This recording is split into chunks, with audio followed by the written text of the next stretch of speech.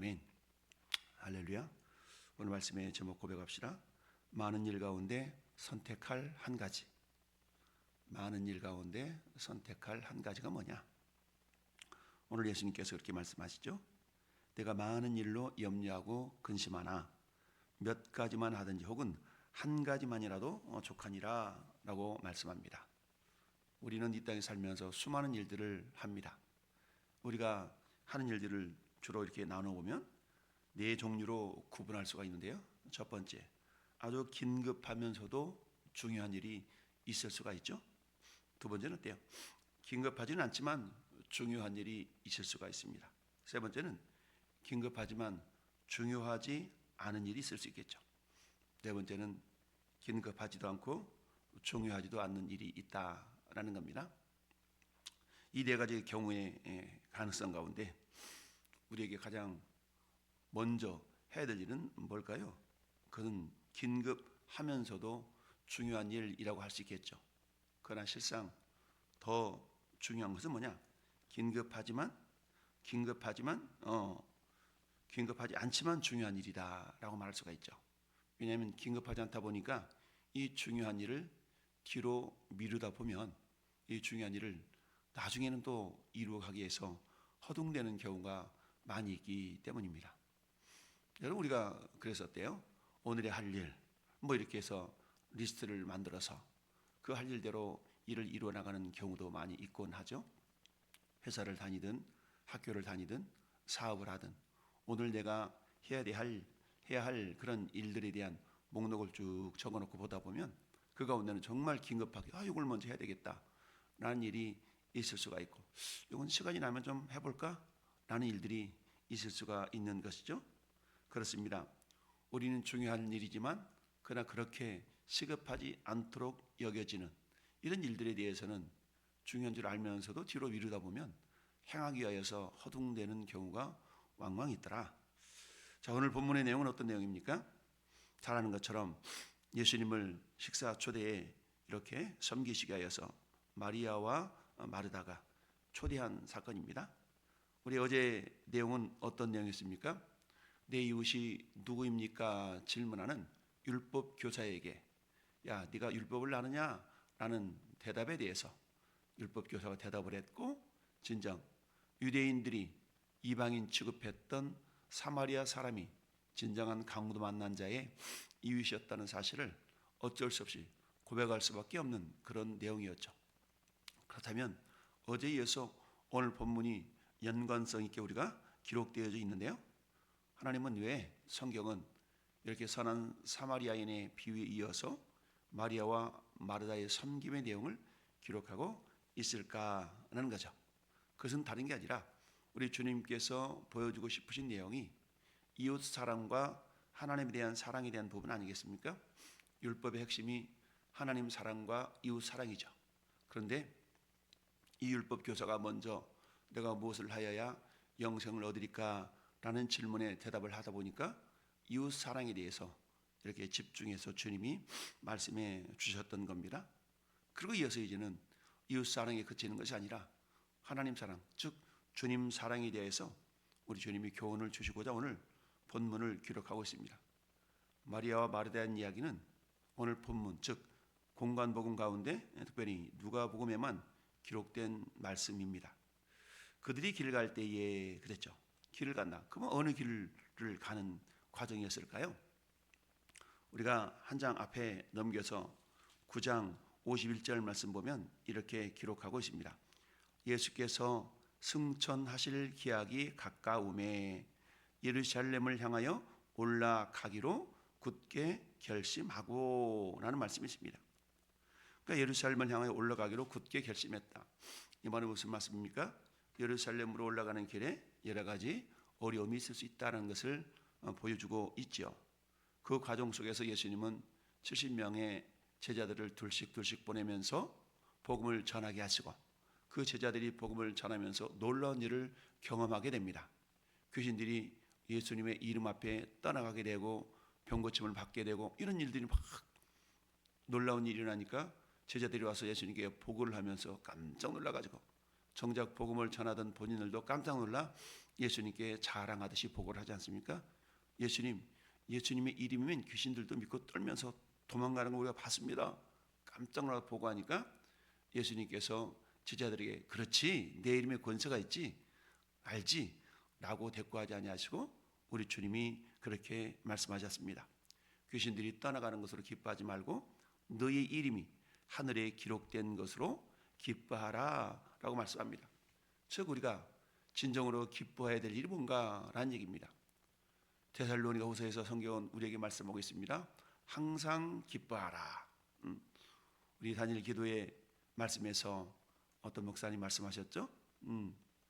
어떻게 명령 이유원 목사님 말씀하셨는데 우리가 기뻐하라는 것은 감정이잖아요. 감정. 감정을 명령하셨다라고 그렇게 말씀을 전하시던데 어찌하든 항상 기뻐하라. 여러분 기쁨이라는 것은 우리가 기뻐할 조건이 주어질 때 기뻐하는 것이 자연스러운 일이죠. 그런데 성경은 항상 기뻐하라는 그런 명령 속에는 어때요? 우리에게 기뻐할 조건이 있지 않음에도 불구하고 기뻐할 것을 명하고 있는 것이죠. 그렇다면 인간적인 기준으로 볼 때, 인간적인 생각으로 볼 때, 아니 나에게 세상말로 말하면 오히려 울 상황인데도 불구하고 내가 그럼 기뻐해야 된단 말인가? 라고 우리가 질문을 할 수가 있겠죠. 성경은 이러한 것을 염두에 두지 않고 그냥 기뻐하라고 말씀하고 있지 않다는 얘기죠. 그것은 우리가 엊그제 묵상했던 어떤 상황 가운데서도 너의 이름이 하늘에 기록된 것으로 기뻐하라 하신 그 한 말씀 속에 담겨져 있다라고 볼 수가 있는데요. 여러분 우리 인생에서도 가장 큰 기쁨은 어떤 기쁨이냐? 예수님 믿고 천국 가게 된 기쁨이다 라는 사실이죠. 이 땅에서 내가 예수를 믿었더니 온갖 가지 기적이 나타납니다. 어떤 사람한테는 병 고치는 은사가 막 나타나서 손을 넘겨봐도 막 병이 낫고 귀신이 쫓겨나가고 어떤 사람은 큰 능력을 행하기도 하고 막 이렇습니다. 그런데 아무런 그런 능력이 엄청난 능력이 나타난다 할지라도 만약에 그 사람이 천국에 가지 못한다면 그게 무슨 소용이 있겠습니까? 우리 주님은 그런 의미로 귀신이 믿고 떨고 도망가고 고침받고 이런 것으로 기뻐하지 말고 너의 이름이 하늘에 기록된 것으로 기뻐하라 이렇게 말씀하셨습니다. 즉 우리 인생에 있어서 그 어떤 것보다도 중요한 것은 뭐란 얘기입니까? 우리의 이름이 천국 생명책에 기록되어져 있는 것만큼 크게 우리가 기쁨을 누릴 것은 없다. 그게 가장 귀하다라는 얘기죠. 이것은 다른 말로 말하면 구원보다 더 소중하고 귀중하고 중요하고 시급한 것이 없다라는 것을 말씀하고 있습니다. 그 어떤 사람도 이 땅 살아가면서 내가 예수님 믿고 천국 생명책에 내 이름이 기록되어져야 할 것보다도 더 중요한 것은 없다라는 얘기죠. 그래서 성경은 때를 얻든지 못 얻든지 말씀을 전파하라 라고 하는 이유가 그런 데 있습니다. 왜 그럴까요? 우리 인생은요 3생 세 종류의 생애를 살아간다 라고 말씀할 수가 있지 않습니까? 어머니 뱃속에서 얼마를 살아요? 10달. 우리가 보통 10달 산다고 그러죠. 270, 80일을 삽니다. 탯줄 하나로 모든 생명을 공급받으면서 깜깜한 어머니 자궁 안에 있었던 우리네 인생의 한 부분이죠. 이걸 태생이라고 말하죠.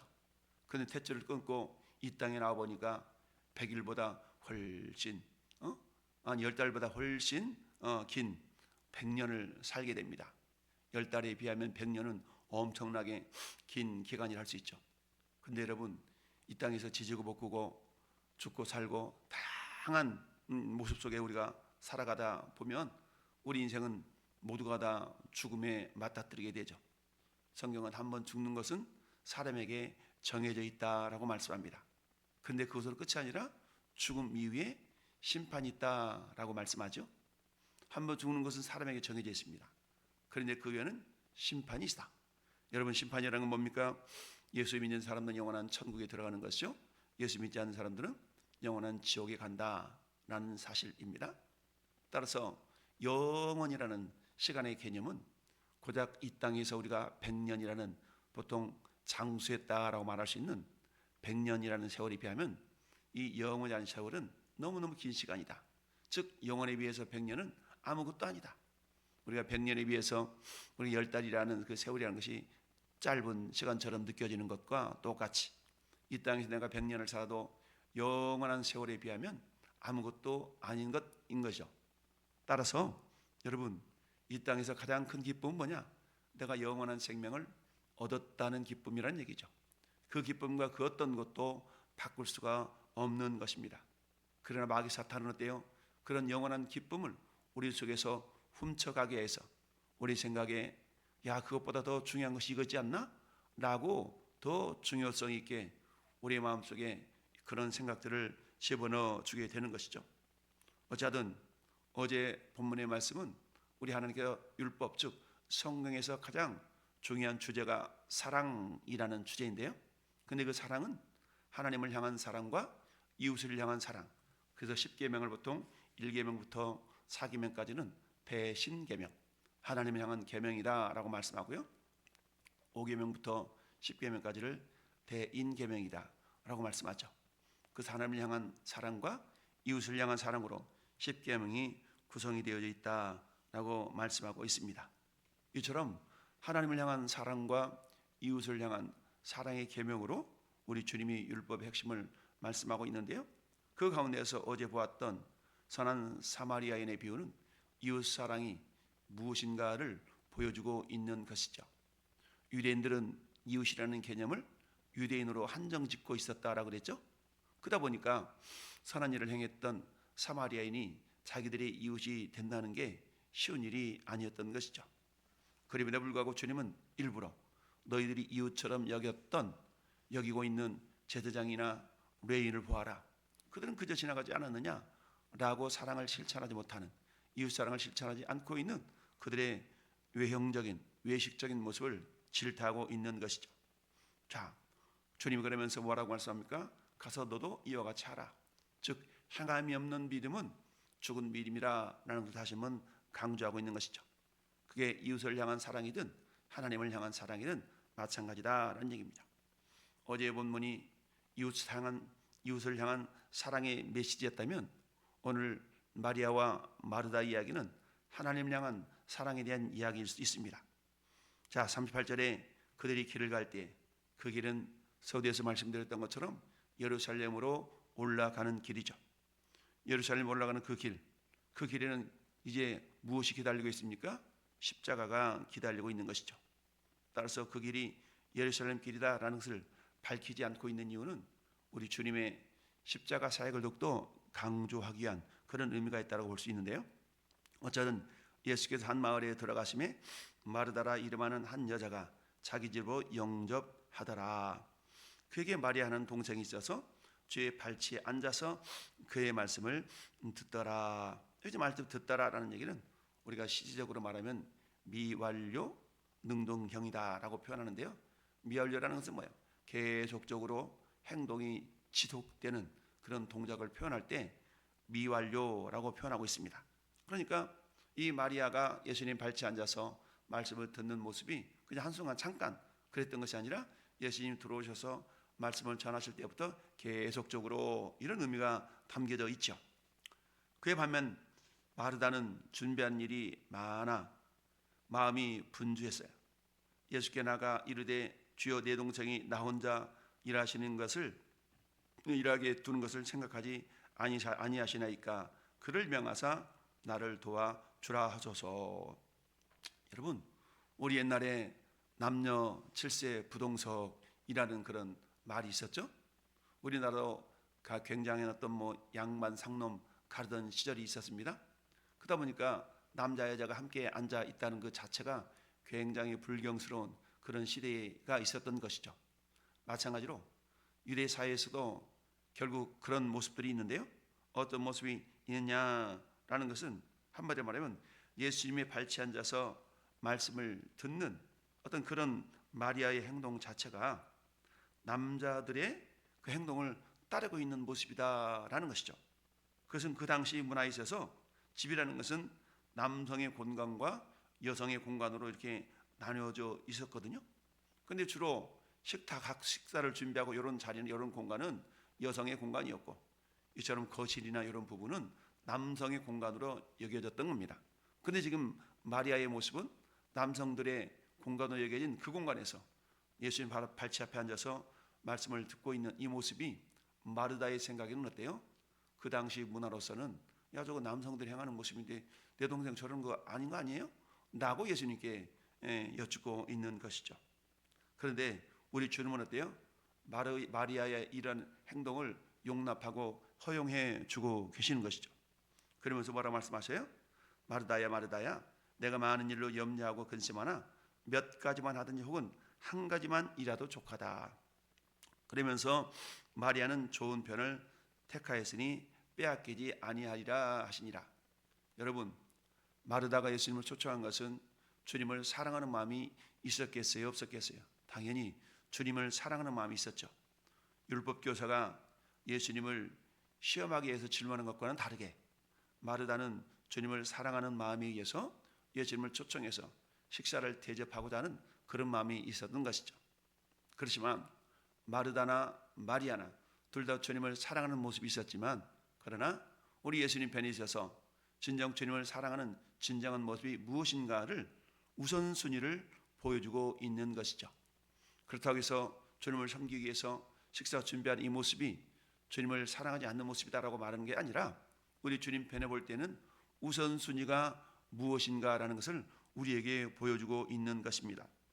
그것은 우리가 아는 것처럼 마리아는 주님의 말씀을 듣기 위해서 주님의 발치에 앉아서 계속적으로 말씀을 들었고, 마르다는 주님께 식사를 대접하기 위해서 여러 가지 모양으로 분주하게 행하였던 것이죠. 여러분, 마리아나 마르다나 주님을 사랑하는 마음이 있었던 것은 분명합니다.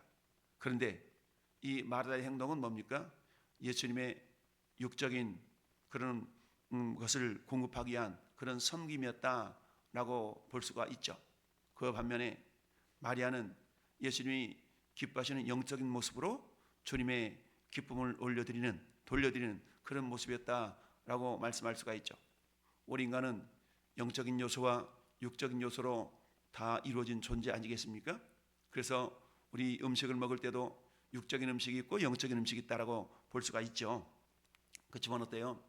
우리 육적인 음식은 그야말로 우리에게 매일매일 힘을 주는 그런 어떤 음식이라 할지라도, 우리가 육적인 음식이라는 것은 어떻습니까? 결국 이 땅에서만 필요한 것이죠.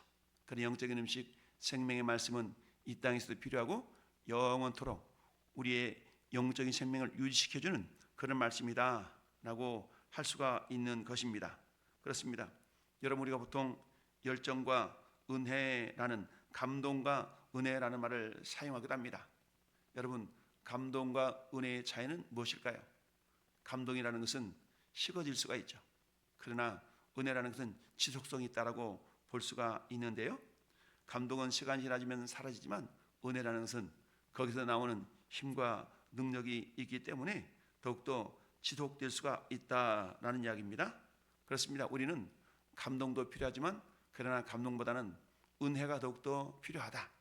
여러분, 오늘 마리아의 행동보다 마리아의 행동을 우리 주님이 더 인정해 주신 것처럼 여겨지는 까닭은 뭘까요? 둘 다 주님을 섬기고자 하는 그런 모습이었지만, 그러나 우리 주님이 바라볼 때 마르다의 행동은 주로 육적인 것에 머물러 있다면 마리아의 행동은 영적인 것에 머물러 있다라는 겁니다. 그렇다면 우선순위에 있어서는 무엇이 더 중요하다라는 것을 우리에게 보여주고 있나요? 그것은 육적인 것보다 영적인 것이 더 중요하다는 것을 말씀하고 있죠. 여러분, 마귀 사탄이 40일 동안 줄이셨던 예수님을 시험할 때 돌들로 떡덩이가 되게 해봐라 라는 시험 앞에 예수님께서 행하셨던 대답이 무엇이었습니까? 사람이 떡으로만 사는 것이 아니라 하나님의 입에서 나오는 모든 말씀으로 산다라고 말씀하시면서 그 마귀 사탄을 물리쳐 이기셨던 것처럼, 저는 여러분들에게 있어서 육적인 양식보다 더 중요한 것은 영적인 양식이다라는 사실을 우리에게 보여주고 있습니다. 따라서 우리가 주님을 사랑하는 것은 육체적인 모습으로 이 모양 저 모양으로 섬기는 것보다도 더 중요히 여겨야 될 것은 뭡니까? 말씀 앞에 우리가 겸손히 순종하고 그 말씀을 듣는 데에 집중해야 된다라는 사실입니다. 이 아침 우리가 주님 앞에 나와서 말씀을 듣는 자로 서 있습니다. 주님의 말씀이 저와 여러분 심령 가운데서 그 어떤 것보다도 중요하게 들려올 수 있기를 바랍니다. 왜냐하면 믿음은 들음에서 나며 들음은 그리스도 말씀으로 말미암기 때문이죠. 믿음이 없는 어떤 행동도 우리 주님은 귀하게 여기지 않을 수가 있습니다. 믿음으로 말미암는 그 행동들을 통해서 오늘도 주님이 기뻐하시는 하나님 사랑과 이웃 사랑을 실천하는 복된 하루가 될 수 있기를 예수님의 이름으로 축원합니다. 아멘.